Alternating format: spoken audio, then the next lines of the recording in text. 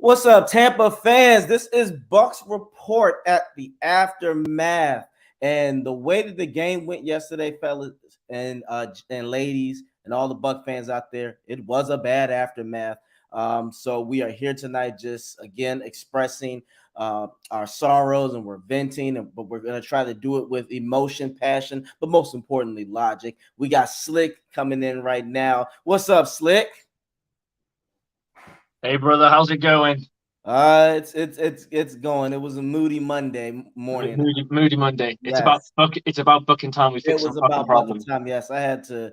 Oh man, I went off today. I put in my application. Mike Evans and Brady and Devin White and Jason Light must be sick of me already, especially Jason Light. And then I called out Bruce Arians, which was hilarious. Like to get beat like that. Yeah, it's not even funny. They didn't even like when it came to the end of the game. They had so many starters fucking out. I was like, well, at least we'll get some fucking fantasy fucking points here. Nope, couldn't even move that. That was a thorough fucking beatdown. I remember when Deebo Samuel went off. I turned around to my wife and said, "I never curse a person I knew. I hope he doesn't come back for the rest of this fucking game." Right. Fucking come back to the game. Don't wish any fucking ill harm on you, but I hope you're done for this fucking game. Don't want to see you again. Sit, have a cup of tea, whatever you need to fucking do, son. Get yourself ready for the next game. I do not want to see you back. And next time the next one went down, I was like, and you can go and sit. You can all sit in the fucking waiting room. I don't give a shit. Just let's get this fucking bloodbath done. Yep. And we got Carter in here. Look, we got to definitely get his intake because he had to see that shit in person probably. Let's get him in. Carter wasn't at the stadium. I don't think Carter was at the stadium. Were you, Carter? Yeah, no. Unfortunately, I didn't get to travel all the way to San Francisco this past weekend. You were lucky. Right. Yeah. Have you meditated on this yet? Yeah, no, not just yet. No private jet or anything. Yeah, no. I still had to sit my sorry ass down and watch this game. I mean, it was still fucking depressing. I mean, good lord, like you called it though in the pregame. You're like, yeah, I see us just getting fucking blown out. I was like, I hope he's not. I hope he's not right. Yeah, I never saw the Bucs really having a chance to win this game, but I always figured at least it'd be competitive. But shit, yeah, it was brutal. I mean, we all had to sit and collectively waste our times watching this fucking sorry ass team, and like, man, that's depressing. Like, it's just we could have been doing something productive with our lives. We could have been reading a book. We could have been working out. We could, from here on forward, maybe we should just do these things. Maybe we should actually. I want to add something here because it is the aftermath, and I can be a little bit more raw. For sure. The Buccaneers cut block me. Right. Okay? The Buccaneers cut block me because had I not watched that game, I probably could have gone to bed with the wife. Exactly. 100%. So I got cut blocked watching a fucking game. No, I'm with you, man. Yeah, I mean, shit. This weekend, the Bucs are playing the Bengals, and I had a little schedule conflict. My girlfriend wants me to meet her family and stuff, and I was like, "Yep, you got it, baby. I'm all yours." Because after this fucking past weekend, I don't want to watch this shit. I don't want to waste my time. I'd much rather spend my time with some people that I care about and not even think about this sorry ass football team. I mean, shit. Like, yeah, I don't know. It's brutal. It's brutal. Carter, like, when did you just hit? You know when did you hit autopilot? That's what I call autopilot, is when you just hit the fuck it phase and you're just like, you know what? I'm just going to drift and it's like a comatose just to get through the game. When did you hit autopilot? Oh, man, I think I hit autopilot when it hit 14-0. At 14-0, I was like, all right, this is about to get pretty ugly. I don't think this is going to get any better anytime soon because I thought they were going to lose 14-10. So as soon as the 49ers hit 14, and I think they hit it in the first quarter, right? They scored 2 touchdowns in the first quarter. Second quarter, but by the end of the half, it was 28. Oh, okay. Gotcha. The good thing you can say is they didn't score much after that, but they didn't need to. They didn't need to. Right, and all the 49ers touchdowns just kind of run together. When there are 5 of them bitches, you kind of start to forget about what happened where. But Yeah, as soon as he hit 14-0, I was like, all right, this is gonna get ugly pretty soon. And then at halftime, I turned it off because I couldn't watch. You were done. That's it. I'm Yeah, out. I was considering it, but I was like, you know what? Just you gotta power through sometimes. You just gotta power through. I'm more pissed off when that shit happens in prime time because I have to stay up late to watch that shit. So I'm like, I could have played a video game or something like that. I could have found something else to do. But if this was the Buccaneers of old, like Jameis Winston years, don't get me wrong, I'd have still watched it, but I wouldn't be as pissed off as I am because this roster's way too fucking talented. It's not that far from a Super Bowl. And guys, I did some fucking research. I decided because a lot of people going, oh well, we've lost Ryan Jensen, the offensive line isn't quite right. Guys, I looked at the Kansas City Chiefs when we played them. Do you know how much their fucking offensive line got mishmashed throughout that season? They didn't have a starting center for more than a month. It was rotating different guys. Yep. They didn't have the same. They did not have the same. What they had at the beginning of the season to what they had at the end of the season was completely fucking different. And yes, we did have business, but they still got to a fucking Super Bowl and they had a 12-4 record. So I don't want to hear about we don't have the offensive fucking line. Then you have the Cincinnati Bengals who got their quarterback sacked a record 52 fucking times. Takes them to a fucking Super Bowl, and I've got to hear that, oh, no, well, we don't have the offensive line, we lost Ali Marpet. I don't give a fuck if we've lost Ali Marpet. I don't give a fuck that we've lost Ryan Jensen. They can still block and we can still make plays. You adjust your scheme. That's what smart coaches do. Adapt. And yeah, Tom Brady, granted, someone's going to turn around to me and say Tom Brady isn't Joe Burrow in youth and what have you. He can't take those kind of hits, and they're absolutely right. But there are other things you can do. There are plays that you can use here. Yeah, it helps if you've got a run game as well, I suppose. But can anyone tell me how good the Kansas City Chiefs run game is that year? right. It was fucking non-existent. It was something they did to burn up time. So what else are we going to do? Well, we may as well just fucking run the ball for a bit now, I guess. Mm-hmm. Yeah, no, I was going to say this. You know what makes Burrow, Herbert, and these young guys so special, and Lamar? They play outside of the box of football. Their improvisation is really stellar, especially when it comes to Mahomes. Now, sometimes it does get him in bad situations, but when you think outside of the box and you know how to improvise, and again, all those quarterbacks believe in their players, and the coaches believe in them. I tell people, Andy Reid saw something. That's why they drafted him. When Andy Reid puts his stamp on you, it gets you far. Look what he had to work with fucking McNabb in Philly. He believed in them so much that, it was at the end of the day, we all knew at the end of the day, okay, it's not Coach Reid, it's just McNabb. Again, Byron did not like Card. I've been it yesterday. I want to get your 3 takeaways from the coaching staff, not the players, the coaching staff. What was your 3 what the hell moments? Oh man. I mean, it's too many to count, really. But definitely it just seemed like the lack of energy from the lack of effort. It just seemed like they kind of just came out and just kind of expected to lose. And I think that starts a lot with the coaching staff. Talk about good teams start at the top. They start with leadership, and I think that really has a lot to do with the coaching. I've never watched a Mike Tomlin led team, or I don't watch the Steelers enough, but good coaching staffs it doesn't seem like you see their teams just go out flat very often. Even the Seahawks, the past couple of years when Russell Wilson went down, they would have backup quarterbacks in there. And this season they've been great because Pete Carroll has a lot of energy. He gets his guys going. Considering how fucking old he is and right, yeah, that guy is he's like one of the oldest coaches in the NFL, and he is always fired up. That gun gets a good work in. His guns are flapping away at every official. That's what you want. But it just seems like I always see Coach Bowles looks like he smelled a really bad fart.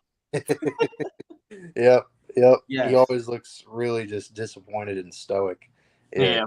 It's really weird. So that's one. It doesn't hold anyone accountable. Because, we don't see the assistant coaches so much. Only if there's a blow up or something like big is happening, right? We don't usually see what assistant coaches are doing. It's usually OC, DC, and the head coach, and usually one of them's up in the booth anyway. So you just see a few like reactions and stuff from them if something big's happened.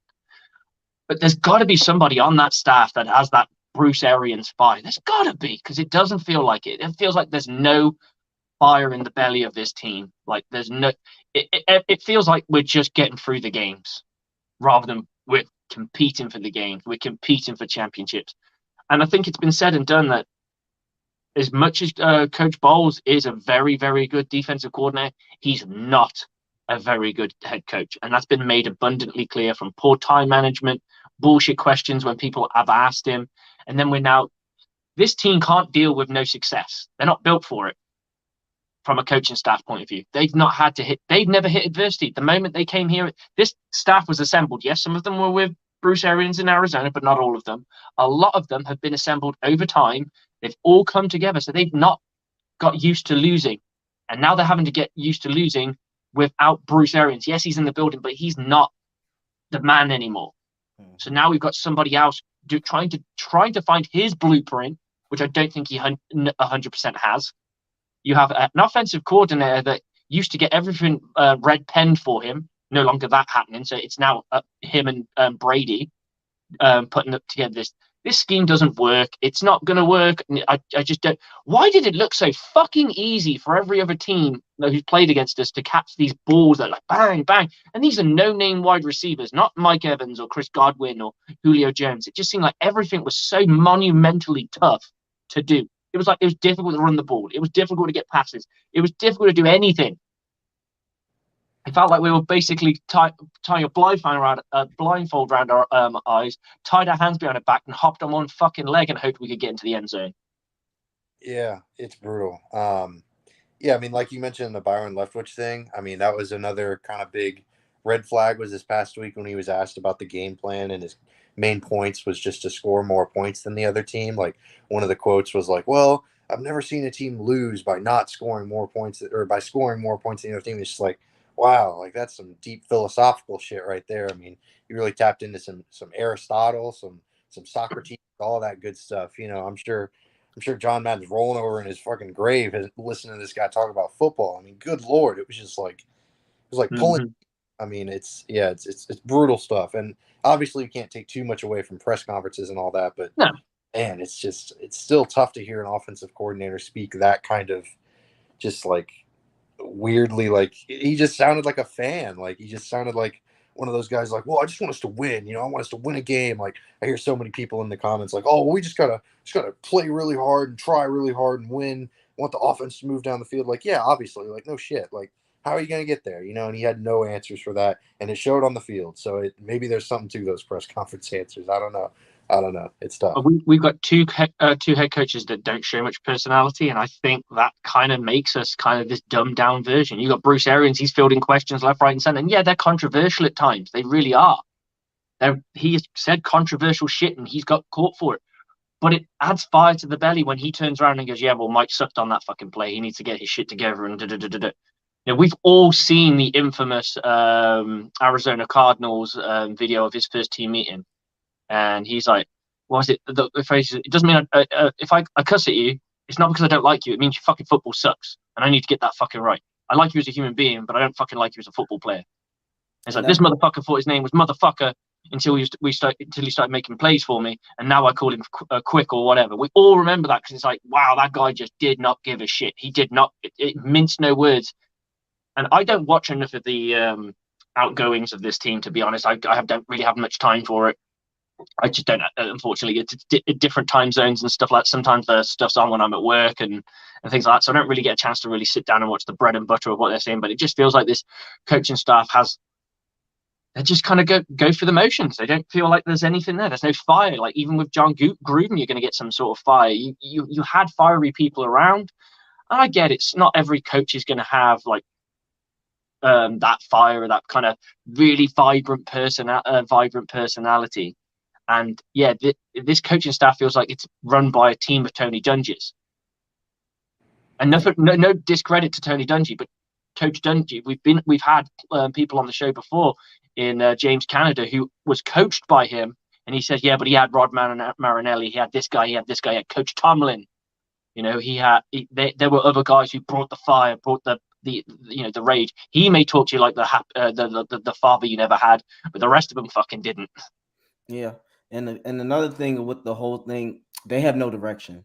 You can clearly see the defense has some direction. Bend don't break, which I still don't like it as much because you're bending more than breaking. You should be breaking them and not bending. But offense, they have no identity. They have no intensity. And you said this a while back, Slick, but they need a Jensen of the world. They need someone to go, hell yeah, let's get it going, team. Let's do it. Let's make this shit happen. They don't have that. And you can We see get an angry Brady occasionally, and that's about it. exactly. He And throws his little when he fucking does it, it's helmet or his frustration.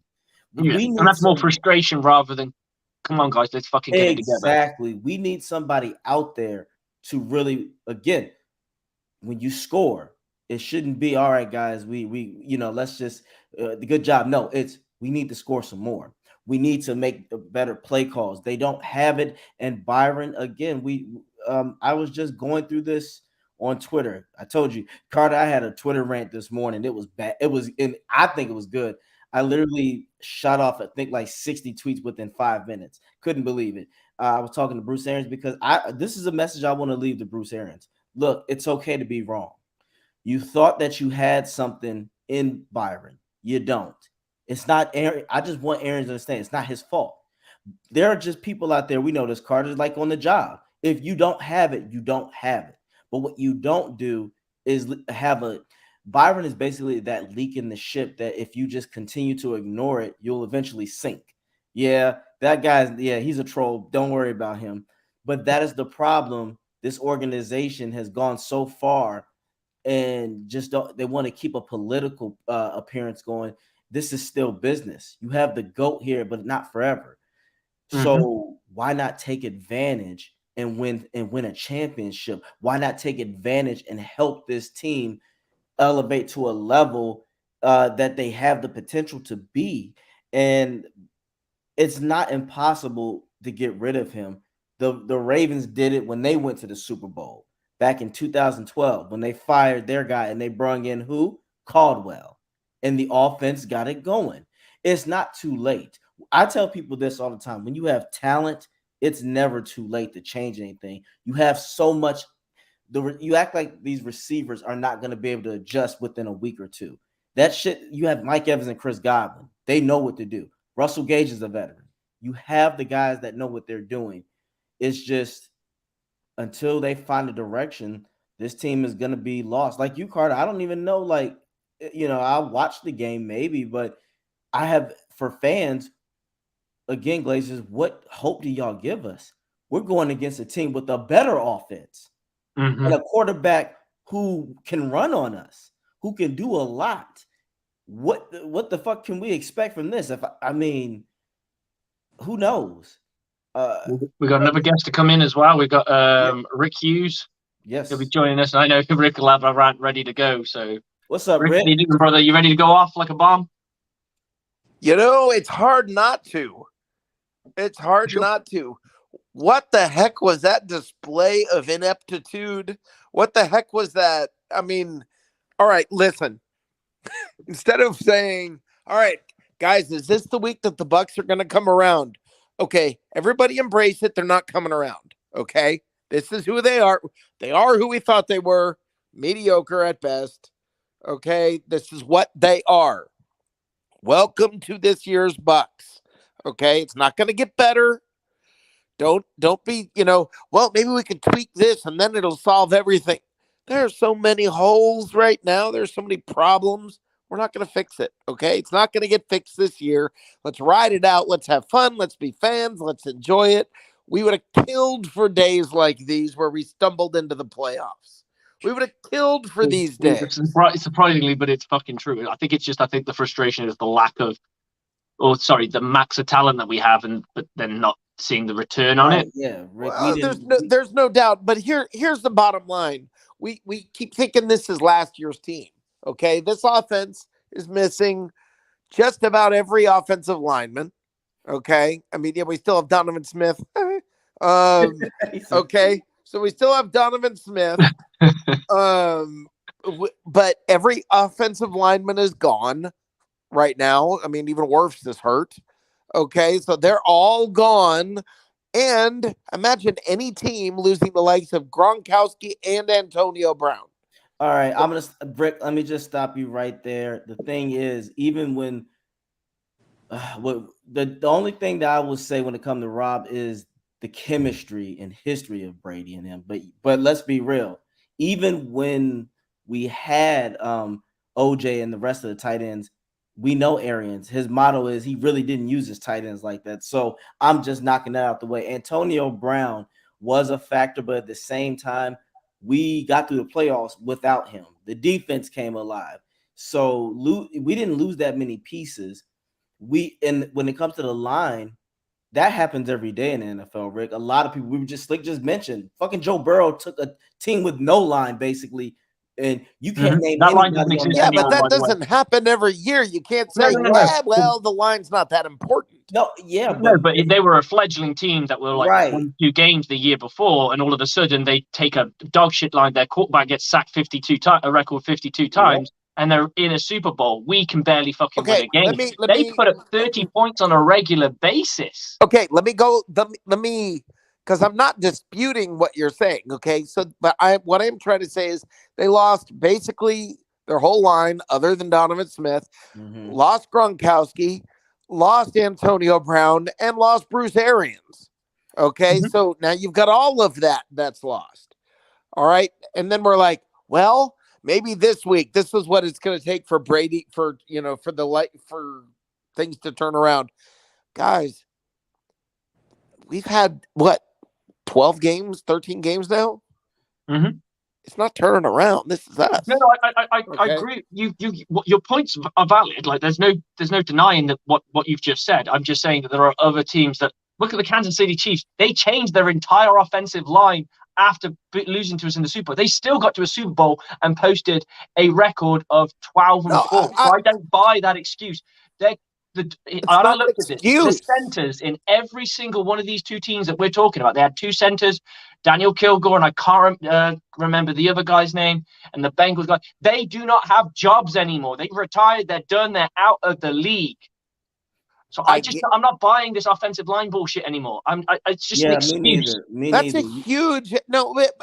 I think you're misunderstanding. I'm not trying to excuse the horrible coaching. I called it ineptitude right off the top. Oh, for sure. You add it all up with what you're saying. Like you add the line, you add Tom Brady's problems, you add in all of it. You add all of these things. You're 100% right.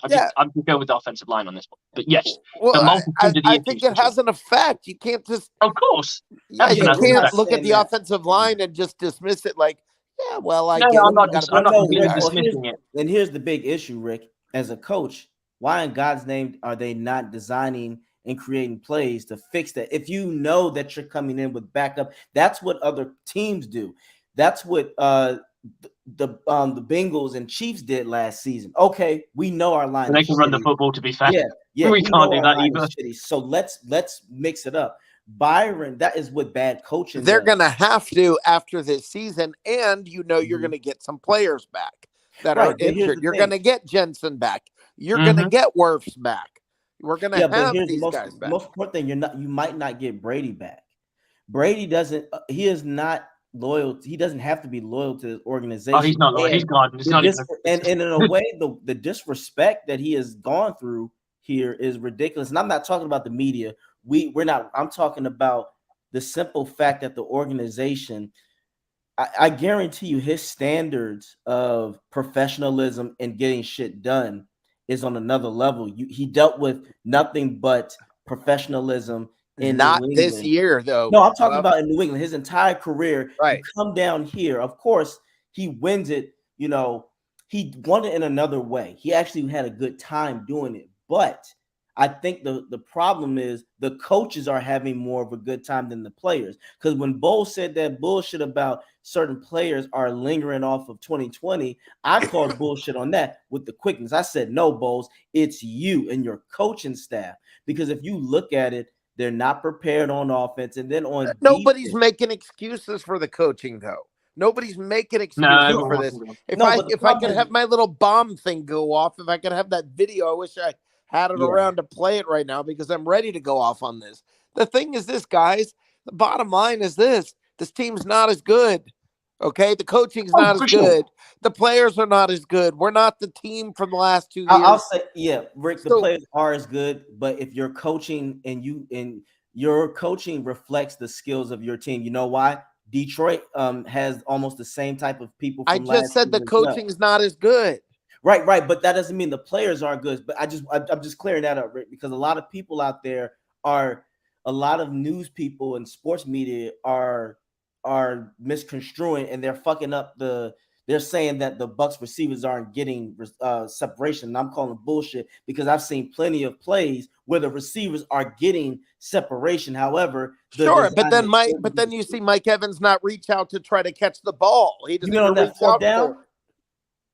On the fourth down, that was a bad throw by Brady. No, 2 weeks ago there was a deep pass. Oh, you're talking about against the Panthers? Yeah. No, not the Panthers. Browns. No. Browns. Yeah. Browns. Oh, well, I'm gonna tell you what happened at that. That was here's the thing about when you throw deep balls, it's not as it's easy, but at the same time, you have to anticipate where the ball is going. It's a lot going to that. People think when you just throw a big ass bomb, you have to position yourself to catch it the proper way. We're not saying that, but he didn't even reach for the ball. Okay, I'm not saying he wasn't in the proper, exact, perfect position, and he wasn't able to bring it in. He didn't even reach for the ball. It was within reach, and he didn't even extend his arms. He might be still dealing with those rib injuries. Where you're making every excuse for everything else, but then you're holding the coaches accountable. It's both, man. The players are not playing well. The coaches are not coaching well. The whole thing is a mess. And let me tell you something. Let's not say Brady brings this all to a new level, because this year he's missing training camp. This year he's not there on Wednesday practices. This year we've had a different Tom Brady, and you're seeing the result of it. He's not prepared like he was previously. His head's not where it was previously. The bottom line is this: we're looking at half. If you go half speed, you're not going to win a race. And that's what we're dealing with. Okay, I agree. I mean, I was looking at some of those throws that he threw to Mike Evans. There's one to Julio. There's another one to somebody else, and they're having Scotty Miller. It was they're having to turn around to try and catch a deep ball. I mean, those people should be coming down in front of them, and he's just not connecting. They're having to turn around and contort their bodies to try and get these balls, and that his deep arm is off, and I think his deep arm is inaccurate now. That's why he likes this pop gun offense, and this pop gun offense does not work with the skill set that we have. And he's not throwing deep. When he's throwing deep, most quarterbacks, when they launch it, they're going forward. He is still, like, in a way, throwing it not to get hit, and that's another reason. That's the biggest thing that I will say to Brady. And Carter, let me ask you this: you in your office, what is the chit chatter going on around? Have you heard people maybe in your office saying, Brady, if you scared to get hit, then you gotta sit the fuck down and let somebody else come in? Have you heard talk like that in your circle? No, not really. Because the backup's Blaine Gabbert, or you turn to Kyle Trask. Yeah, I mean, y'all have been making some great points for sure. Like, kind of getting back to that offensive line thing, like I definitely feel y'all, like, you can't make excuses, and the offensive line's still playing incredibly poorly, but Tom Brady's also not Patrick Mahomes or Joe Burrow. His mobility is the same as all of us in this chat right now. Sure. So he doesn't have like any semblance of an offensive line, which right now he does not. Then it's gonna go out of his hands in 1 second. Like, it's gonna go out of his hands as pretty much as soon as he touches it. That shit's out of his hands. That's why there's so many dump offs and everything. Because he's also 45. He's not getting hit. He's not gonna take a big ass beating from fucking Myles Garrett or Aaron Donald. Like, he's got a family. Like, he's gonna have a life outside of this. Like, he's playing for next season. Like, he wants to go play in San Francisco, so he's not about to take. He ain't going to San Francisco now. Right, that was the game to go. This is why you need me. This is maybe we can stick with somebody else. Guys, I don't think he's going anywhere. I think he's going to end up in Tampa next year. And I mean, to think about him not getting respect from the organization, are you kidding me, man? They like, here are the keys to the whole thing. We'll bring in what players do you want? We'll try to bring them in. Everything the guy could possibly want, he gets. I mean, you want Wednesday off? Take Wednesday off. You want this? Now, Rick, you're on to something. If he does, and Slick, you said it, after that piss poor performance, they might say, Brady, you getting a little old now. So maybe that was a blessing in disguise for us. You never know. I do agree, Rick. If he stays in Tampa, best believe, like you said, there will be changes made.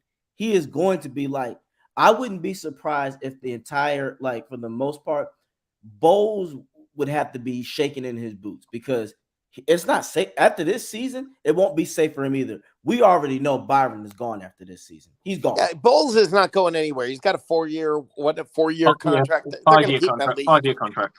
Right. 5 years. Okay, They're going to keep him another year. He's not going anywhere. 5 years for $8 million a year. They're not getting rid of him anytime soon. Right. So with that being said, you're right. But I do think that Brady would, like you said, because he is Brady and he does have that extra pull. He will say, hey, this is who I want to bring in. This is who we should bring in. And at this point, I want the players to just run the shit because let them play for them, because at this point, I think it would be a bigger advantage because they know their strengths and they'll work with each other. It's not always uncommon that when the players have meetings, certain things do change. I think at this point, if I'm the players, we have to go out and say, man, these coaches don't know what the fuck they're doing. We're not trying to have a mutiny, but when they come up with certain things, somebody needs to be the leading voice and say, coach, this ain't getting it done. It's not getting it done on both sides. Because again, Rick, today and Carter, I had this whole thing where, like you said, a lot of people wanted to blame Brady for the blow. And I said, well, wait a minute. Was Brady on defense? No. Did Brady Brady decide to allow 6-yard fucking cushions or 10-yard cushions and no true pressure? They're doing 3-man rushes on third downs. He threw 2 interceptions though. He did. Oh, they were bad. Sure. I'm not excusing him at all. They were fucking awful. He had a bad game. Again, like you said, if that's why that was I saw the Grim Reaper walk past and go, "It's time, mate." Right. Yeah, that's kind of like how it felt a little bit. It just kind of like this. There was a lot of talk about how this was going to be a game where he's going to show San Fran what they're missing. Well, he didn't, and the Grim Reaper's knocking on the door, going, "Come on, Tom." They should have benched him. I don't understand this. First of all, you don't bench Tom Brady. That's probably what it is. Oh, see, and again, but that goes to the lack of balls and skills of OC and coaching. Well, hold on. There's dollars involved here. There's dollars. There's jerseys that are sold. There's tickets that are sold. Tom Brady is a money printing machine for this organization. Mm-hmm. You don't pull that guy out until he's ready to go out. Shit, I would have pulled him out because here's the thing. It's worst case scenario. Here's the thing that I would have feared. Imagine Brady getting hit the wrong way because that defense was fierce. And again, they were passing most of the time. You know they're not running. He gets hit and he misses a significant amount of games.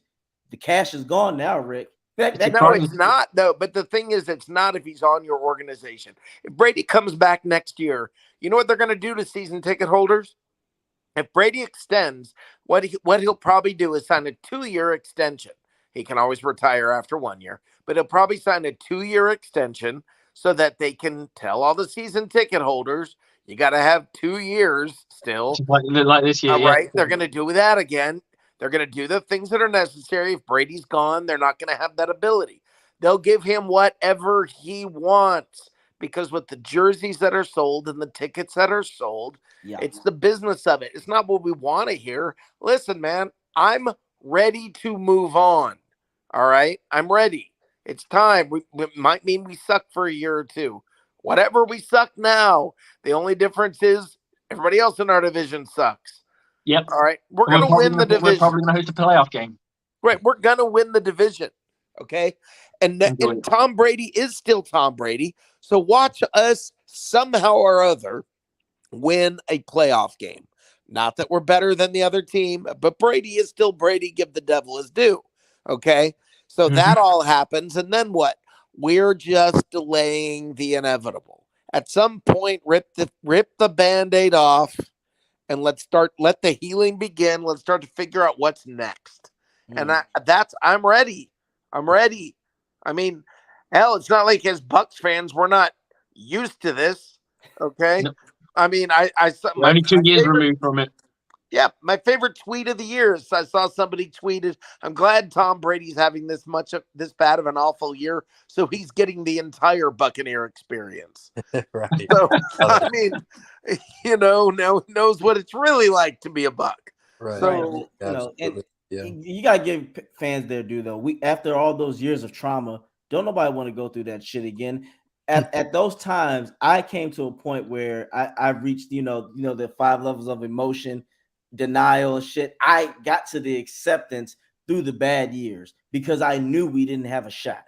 I sometimes I had my hopes, but we knew. But now when you have this roster, Rick, that's what's. I'm not saying this is what pisses fans off. It's like, well, what the hell? We have an opportunity not to suck anymore. We're not saying win a Super Bowl every year, but look at the teams that are well organized, like the Patriots and the Steelers and teams like that. They're not always guaranteed to go anywhere, but they'll get you to the playoffs. They'll make the season worthwhile. For sure. With this fucking roster, there is no way. Now, Rick, you're right. At the end of the day, they are who they are. And that's what's frustrating because what we don't want to go through another 4 weeks of this shit. No, but the chances are we're going to win 3 more games. Okay, by default, we're probably going to get our butt handed to us this year, and we're probably going to win the last 3 games. Kyler Murray's out now. He's out? He got carted off. Damn. I mean, so all right, Kyler Murray's gone. Then you got 2 very winnable games after that. That puts you at 9-8. Okay, yeah. I mean, at some point, we do. I get it. Right now, the team is it's a business thing too. They're saying, yeah, we're gonna keep the cash cow as long as we can, but at some point, let's move forward. Yeah, man. If it was not Tom Brady, yeah, whatever quarterback it would have been, it wouldn't matter. You could bench him, but it's Tom Brady. And somebody said, well, if you could bench Aaron Rodgers, then you can bench Tom Brady. No, bullshit. Aaron Rodgers has 1 Super Bowl. Stop comparing the two. Oh, we know that. Anytime when people compare, even when people try to compare Mahomes to Brady, I'm like, that is absurd. Yeah. He got 1 fucking ring. He's only been to 2 Super Bowls. Let's just pump the brakes. Right. Oh, trust me. And speaking of stuff like that, tell me everybody saw the Shannon Sharp shit this morning. Yeah. I did not see it, but oh my God, Skip went in on him because of course Shannon was talking about the game and Skip says, you need to show him respect. And Shannon was like, I'm in the Hall of Fame as well. And Skip says he's better than you and he at his position than you were. Shannon was about to, he took his glasses off and he had his high, he made Shannon go to his high voice. He was like, time out. And then Skip was a G. Skip said, put your glasses back on. I was like, damn. Skip showed no fear. Skip is like 70-something years old. Old decrepit man, bless him. A man who was still muscular took his glasses off. Skip said, put them glasses on. Damn. Yeah. What would y'all have done in that situation? Carter, I gotta ask, what would you do if a man that's 25 plus years your senior got you so bad and then he tells you to put your glasses on? Yeah, I don't know. Look, I'm gonna keep it real with y'all. Like, whenever I'm talking sports with anyone, like, I never try to make it personal. Like, it was. I'm not trying to, come to Shannon Sharp's defense. No, I'm with you 100% on this. Yeah, it was. You can't compare. Like he kind of like turned it from like a debate about like, oh well, Tom Brady played like shit, and then he was like, oh well, he has a better career than you, and it's like, oh hey, okay, like all right, you're right, I guess, but you ain't got to go all that. Right. To do all that. It's not really necessary, but I got to hop off, gentlemen. It's getting close to my bedtime. I got work in the morning. So y'all have I hear you, Carter. Thank you, man. Come to South. Tell us where we can find you, brother. For sure. Creative Loafing. Always catch me there. CT Brantley Charles, my Twitter name. And you can catch me on Bucs Report on Carter's Corner. I appreciate y'all for having me on. It's always a pleasure. Hopefully we're coming back with better news next week because Jesus Christ, I don't think I can take much more. Yeah, I feel you. So y'all have a good one. Happy ranting. You too. You too.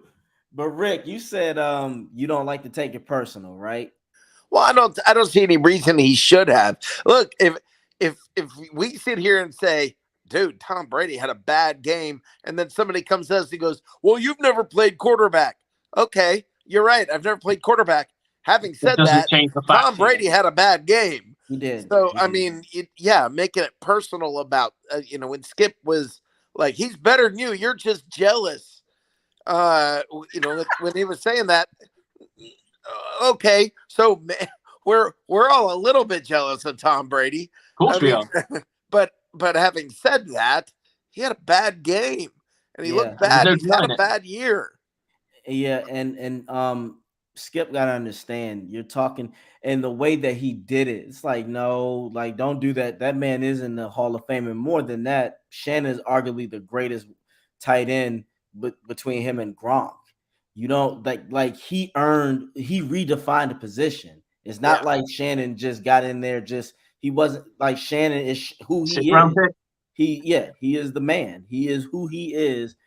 I just think you king. Yeah, when it comes to them, I just think Skip was just so fed up. But sometimes I only will get personal unless I see that you're not taking your job serious or you make it personal as well. Like Slick said yesterday, when Byron does all that laughing and shit, I will take that personal. Oh no, that snarkiness is just fucking annoying. Yes, like you think it's like Slick said, you think this shit is funny? You're 6 and 7, you have a talented caliber team, and you're coming here with bullshit snarkiness, like you're like that, like you don't have a legacy on your hand to be boasting about.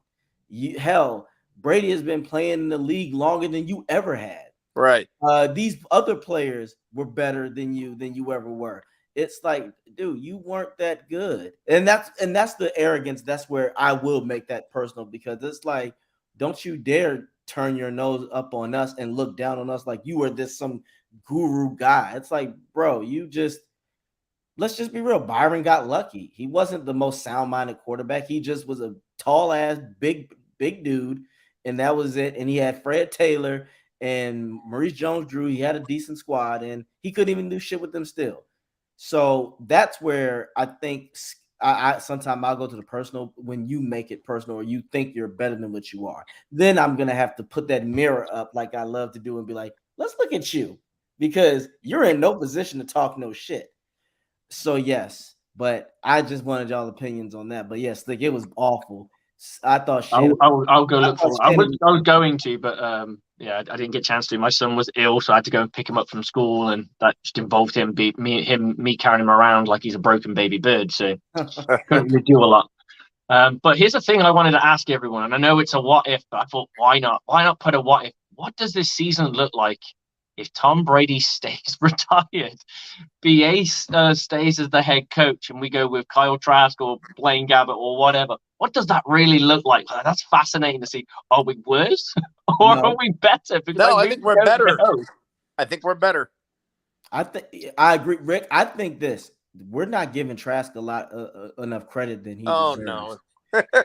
Here we go. No, I here's the thing. How many times has Tampa thrown away gems, especially with quarterbacks? Look at Rick, how we did Doug Williams. Yeah, but this is the Josh Rosen crap I had to deal with for I don't know how long here. And when the Bucs got Josh Rosen, oh my gosh, Josh Rosen's incredible. We got no reason to think Trask is good yet. We have nothing. We have no reason. I think it's the potential. And my thing is, that's just a shitty picking. If you draft someone, normally you're supposed to draft someone because you think that they have a legit reason to make your team better.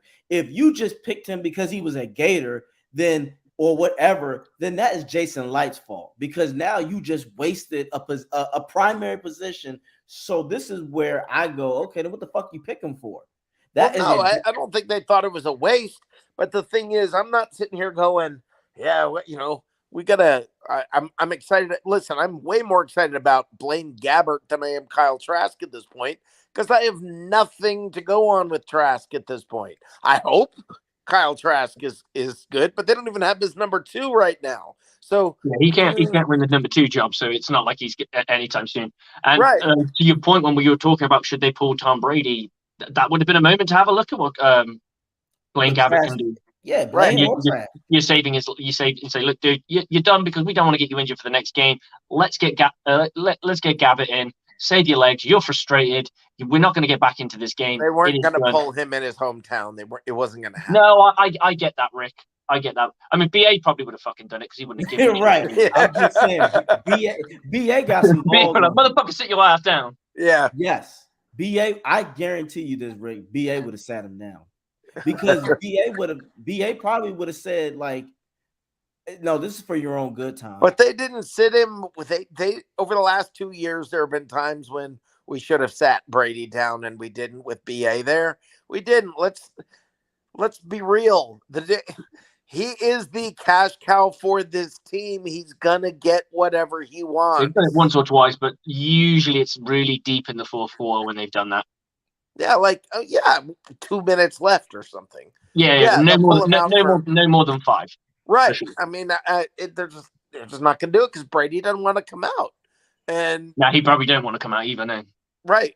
So I don't know, guys. I got to run, but I wanted to hop on here and vent Rick, I'm in agreement with you. I think it's just been a kind of a clusterfuck of so many different things that have gone wrong. Yes. Offensive line is part of it. The safeties at the moment being banged up, that's a part of it. There's so many cogs here that just doesn't seem quite right. I think the thing that for fans, and I'm just going to finish it, get your take on this, is we thought we were going to get something better with Byron Leftwich and Tom Brady because we heard that he didn't like the BA red pen thing. We know that's just an alleged story. We don't know how true it is. It kind of feels more and more true as this comes to fruition because we thought like, wow, we're going to get unadulterated a Tom Brady, Byron Leftwich mashup, and they're going to run the football more, and it's going to be really successful. And what does that really look like? Well, without Ryan Jensen and the rest of the offensive line, it doesn't look very good at all. Or that's the thing is, if we had the same offensive line as last year, this year would look entirely different. So I don't know. I mean, we'll see. And now, whatever, apparently Donovan Smith's got some kind of. I don't know, something going on. I've heard, but I don't know how. Yeah. Like I said, I never want to speculate on these things and say a player should just deal with shit because I'm looking at the human side. I'm a big human being believer. However, if you're gonna come here going, God, because it sounds like he's asking for a pass. He's like, oh, I'm playing shit, but I'm going through a lot of crap. And it's like, okay, well, what are you going through? And he went, don't want to talk about it. I'm like, okay. All I know is I don't get paid. I don't get paid what he gets paid. And when I show up at work, I got to do my job. Oh, no, and I get that. I'm just saying I'm more sympathetic, but at the same time, when you turn around to me and say, I'm not going to share what I'm going through, and quite rightly, he's allowed to do that, I'm not going to have sympathy for you when you're fucking up, because at the end of the day, he could be going through something horrendous right now, and we don't know about it. However, when you turn around and go, it's almost like he's asking for a pass. He's like, look, guys, I'm going for shit. And they're like, well, what shit? Don't want to talk about it. I'm not going to give you a pass then. Right. I don't know what you're going through. Everything you're saying makes sense. Like, that makes total sense. You're asking for a free pass for no reason. For sure. Right. I agree, Rick. I agree, Slick, too, because now I'm at the point where sometimes I don't want to speculate, but if that problem is something that's like, we don't want to judge, but it's like, motherfucker, this is it. Okay, no, absolutely not. Unacceptable. If it's going to be that much of a problem, then you need to sit down. He's going nowhere, by the way. I know he's not. Nowhere. We've already talked about contract way too fat for it to go. Yeah, and we know that. And that's the thing. At this point, we just got to pray that Wirfs can be healthy again. Pray that Winfield can stay healthy. At this point, we just got to make sure we don't hobble into the playoffs. Because as you said, Rick, it looks like we will win, but let's not forget the Panthers are only one game out. Yeah, but they're not going to win out. The Panthers are not going to win out. They're going to. I hope not either. I hope you are right because look, I live here. Nobody here has. They're all looking at it like, "Holy crap, we won that game!" I mean, nobody's looking at it like, "Hey, we're back. We're the Panthers. We're back. Everybody's just like, all right. Let's talk What a about freak the Panthers event we team won the game. for a split second before I let, because Rick is, I'm going to call him the quote unquote kind of expert because he lives in the area. They go Steelers, Lions, us, Saints. Ooh, They're all winnable games, unfortunately. There's not one perennial powerhouse that they're going up against. I'm not saying they'd win out. I really don't think they will, but it's not like they got, it's kind of like they've got. Well, hold on. I don't think they'll beat the Steelers. I don't either. I definitely don't think they'll beat the Lions. I mean, they just beat a Seahawk team that is. But the Seahawks, again, they're one of those teams like the Giants. They're showing you who they really are. Yeah, now everybody's got film on the Russell Wilson-less Seahawks, and reality is starting to set in. Yeah, for sure. Yeah, like they're just certain teams that I always go, okay, now they're showing their true colors, because December really shows you a lot of who's really gonna start. Like the Giants, I call for them to get blown out, and you're right, Rick. To look at it, they're gonna lose to Steelers and Detroit, so that probably right there will eliminate them already. Right, I do. Agree we're gonna win by default. Because no matter how bad we suck, we're probably going to make it to the playoffs. Let's look at it this way. Hey, guys, we suck this year, and we're going to the playoffs. All right. Look, we've had anybody who brings that up, I'm just going to say we've had some really good years where we didn't make the playoffs. So, okay, this time we're getting a pass when we don't deserve it. Whatever. I mean, let's have some fun. I'll root for the Bucs. Everybody root for the Bucs. Have a good time with it. Embrace the suck. Okay, it is what it is this year. We are what we are. You're looking at the record. That's what we are, average at best. And understand that's guys. It's what we are, man. It's what we are. It's not going to change this year for sure. Stop saying whatever. Who can we hire instead of Todd Bowles, because we're not getting rid of Todd Bowles. We might get rid of Leftwich, but we're not getting rid of Bowles. It's not going to happen. He's back next year. Just you're going to have to accept that. And I think Brady's coming back. I think Brady's going to. I think it wouldn't shock me if very soon we don't hear about a 2-year extension. Would not shock me at all. I'm hoping if that were to happen, hey, he's still going to hit. I think he'll hit free agency first, just to see what the feelers are, just to see who's interested, and if there's no one interested or nowhere he likes, he'll stick. Like I think you will say, and I don't. Yeah, well, of course, people are going to be interested. I mean, but you tell me, where's he going to go? The Cardinals? Nope. No. Not the way that offense is built. Right. Well, he's not going to the Cowboys. We know that. Nope. Okay. Maybe the Raiders, but nope. Really, is he going to be more excited about the Raiders than us? Mahomes twice a year. Right. Yeah, and Herbert and all those guys. Yeah, right. No. I mean, where's he going? Where do you think Tom Brady's going to go? But he ain't going there now. Yeah, and it's not like the NFC South is going to be a powerhouse next season anyway. The Panthers are going to rebuild, the Falcons are rebuilding, the Saints are. So everybody's going to be rebuilding except the Bucs. Well, I think the Bucs are going to do a certain amount of retooling. Let's call it that. Reloading, but not rebuilding. They'll reload, but the Panthers, like you said, they had a fire sale, so they're going to be rebuilding. The Falcons definitely. And the Saints, I think, and I love this. Yeah, I love it. No, the Saints are in a disarray. They don't know where the fuck they're gonna go. It's like, and I love it. So do I. That makes me so happy just to hear. I feel like they're gonna be lost for another 5 years. Yeah. Yes, I love it. I want them lost in the wilderness. Yep. All right, guys. I gotta run. All right, Rick, take it easy. Hey, guys. Yes, sir. I do want to say this. There's some news coming. That's all I'm going to say. There's some news coming about where to find me. Okay. I like this. Yeah. Rick, I hope you're getting back into content. If you ever need us, we're more than welcome to jump on with you, brother. You were the guy who got me into doing this thing in the first place. So big love to you, brother. You got it. Have a great one. You too, man. Take it easy. Thank you, man. Bye-bye. Like, man. Yes, sir. Yeah, I kind of wish the news was, hey, they fired Byron. I thought he was about to give me something like that. Nah, your phone will blow the fuck up. Trust me, buddy. Yeah, somebody said it to me. They said, no, if that were to happen, they said my phone would probably explode because of all the instant messages and people are saying, you need to make a video right now. I'm like, yeah, for sure. I would wake up at 2 a.m. and go, oh, shit, it's a brand new day. I just can't believe how much I wouldn't say turned on the upside. I actually really liked Byron as a coach to begin with. When we first got him, I was like, okay, yeah, he's been in the same shoes as Tom Brady, had a little bit of success. And I mean, by a little bit of success, he's won games, and I think he probably went to the playoffs once or twice in his career, and he's had a Super Bowl as a backup. So he's been around talented people. He's been around scheme. He's been around BA a lot. BA's been trying to get him into coaching. So I was kind of like, I like the story. I watched a podcast. I'm trying to remember who was the one with Fred Taylor and his gang. I can't remember what that one's called though off the top of my head. The Pivot. And he just seemed so much fun.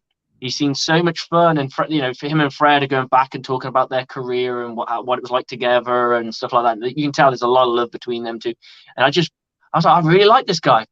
He's made me hate him, and I don't ever want to hate anybody, but I just like the snarky comments in the media. It's like, come on, man, you get asked a question. What are you gonna do? You turn around. I know you can't give anything away, but you go, well, we got to be better on third down. We got to make sure that we nail third down. Third down is one of our goals. We now need to make sure that we have surgical precision when we get into the red area and we turn it into points, because we're not doing that. We need to get our guys in those positions to do those things. Turn around and say, we just got to make sure we score out. No shit, Sherlock. That's the kind of definition of the game. Exactly. I've never been a Leftwich guy, because to me, just Leftwich was that guy that just happened to get the luck that someone better than him didn't get, the real opportunity. He just got lucky. Again, he didn't do shit for me when he was a quarterback. Remember, he had to get coerced into coaching. He was not interested in coaching. Exactly. That was not his passion. And that's what I'm saying. You can see, like, you've been a coach. You know someone who is dedicated to the game, who loves it, and will try to put everything in it. I don't see that from him. I see him literally doing this for status, and that's what pisses me off. It's more so of him to just say, this is what I do. This is what I can say. This is what, and it's like, but you're not good at it.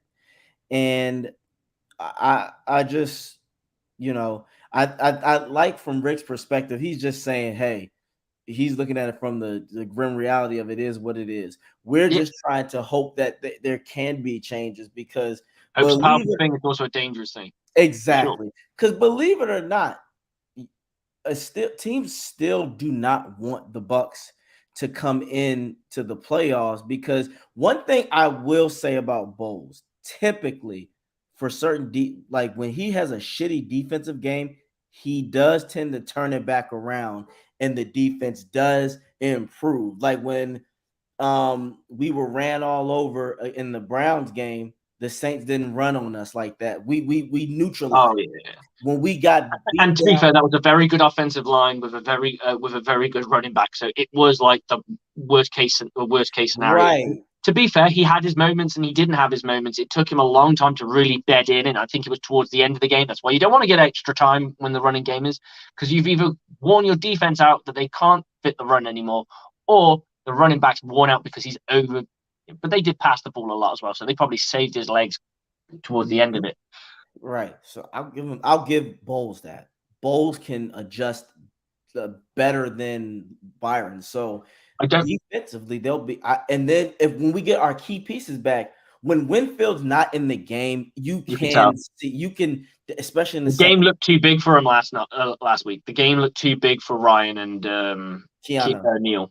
It looked too big for him. It was. I was frustrated with the call because I just think, he put his head in the wrong way, and that's easily avoidable. I think that's the thing that what pissed me off the most about it is like that's an easily avoidable penalty.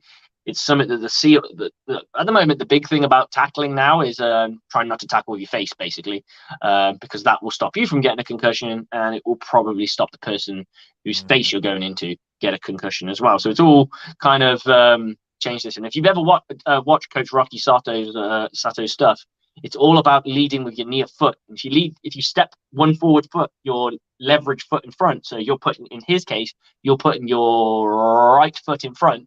You are naturally in a position where your head will be on his ass cheek or on his shoulder pad.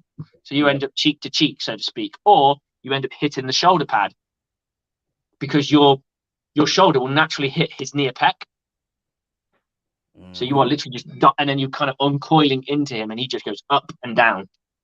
But it didn't happen. Some people can't do it. Some people, in the heat of the game. I remember when I made my first proper American football tackle where I used no arms and just literally torpedoed into someone. I felt great after it because it does kind of like, oh, I took that motherfucker out. Yes. This is more technical tackling, more like Levante David. Levante David is a very technical tackler. If you watch how he tackles, it's extremely it is textbook on how you're supposed to take it. He's like, I'm taking you down. I'm not worried and he's got this technique where he can rip the ball as well. So he doesn't blow many people up. What he does is get you on the ground and you won't gain yardage from that spot. He ain't going to just pop you and you're going to go flying back a little bit, like more of a Devin White tackle. Devin White will pop you and he'll pop you good because he liked doing that. Yes, and Levante used to do that, but one thing I do like about accuracy from those type of tackles. Yeah, his longevity. That's why Levante has lasted so long, because he knows that he's not 25, 26, 27 anymore, so he can't do that. He goes, let me keep my body fresh. And I'm gonna go back to another secondary. Logan Hall, that touchdown, that was his first time being back in a while, because the angle. That was a pitiful angle that he took, which is why he got scored on. But I do think if this team makes it to the playoffs and they have their whole defensive unit healthy, that will Dallas wouldn't want to play that team. Wouldn't want to play. You can always shove somebody in the playoffs because you can either be not rated enough. Teams could look at you as a stepping stone game. So they're like, oh, yeah, we're not worrying about the Bucs this week because the Bucs are trash. We've heard about this at teams in the playoffs. They look at the next game or the bigger picture because they want to get more prep time getting ready for say the Dallas Cowboys. Yep. They're like, no. With the next game we're going to play, we're probably going to play our in-city rivals in the Eagles. We better prepare for that shit because we ain't beaten them yet. So we need to prepare for that shit because that shit's more important. So they end up not giving you the due respect. I'm not saying they won't prepare at all, but there'll be less preparation. They'll be like, we got one eye on something else. And here's the funny thing. I wouldn't be surprised. No, I would be surprised, but this would be crazy. Then Byron all of a sudden decides to actually coach again. If he does an average. You've been saying this. Yeah, average. This would be crazy if we get in the playoffs. All of a sudden, Byron goes, "All right, well, we're gonna do this shit. We're gonna try this. We're gonna try that," which would be a bittersweet, because then let's say all of a sudden we go in the playoffs and we're putting up 20-something points a game. That's when all of a sudden, and we do get to the promised land. That's when I'll be like, oh, fuck, please don't let Byron stay. Please don't let the Glazers get cool going. Well, he has it, but that's just. I think the interesting thing is, the one thing that we don't know is how the players feel about Byron. Like this season, obviously before the season, they probably really liked him and there was no problems. This year, there'll be I would guess if we make the playoffs and we get burnt out in the playoffs real bad, there's going to be an internal. I would guess a good GM is going to do an internal review. He's going to talk to each individual coach. He's going to talk to the players, the assistant coaches. He's going to talk to the head coach and say, look, what do you think about this? What do you think about that? We're considering going a different direction here, and show him kind of what that really looks like. Then you're interviewing the players, the Bradys, you have Mike Evans, like. What went wrong last year that you think we could have fixed? And like, well, we didn't like the playbook. Right. Or we didn't like this, or we didn't like the play calls. We didn't like, because it feels like we're playing uninspired ball right now, especially on offense. Everything seems hard work, and it doesn't feel like that work is being put in for whatever reason. We'll never know until someone releases a book, I guess. And that'll be a page turner. And you have your Mike Evans and these people turn around and go, well, we didn't believe in this. We didn't believe in this philosophy. Or they might even turn around and go, Mike can't throw to Tom's lost his deep accuracy. That's why he likes the pop gun. Okay, well, okay. Do we want to go down the alley of being a pop gun? It worked for New England forever. So Yeah. What does that really look like? So do you go and find more? You start going split back, and you start playing with the and more that start working with the tight ends more, and because they don't really work with the tight ends anymore. So that's kind of been taken out. No. And yeah, it's all about what they think they can do. Does Tom Brady want to come back? Is he going to retire? If he doesn't retire and he doesn't want to be a Buck, where's he going to go? And then there's loads of speculation. But one thing we know, Bowles is here to stay. That's 100%. Donovan White, as much as people don't like him, he's here to stay. Maybe he figures it out. I don't see it happening. I do think he's a little injured. But at the end of the day, if he's not good enough to do his job, can we at least see what someone else can do in that position? That was a perfect game to do it.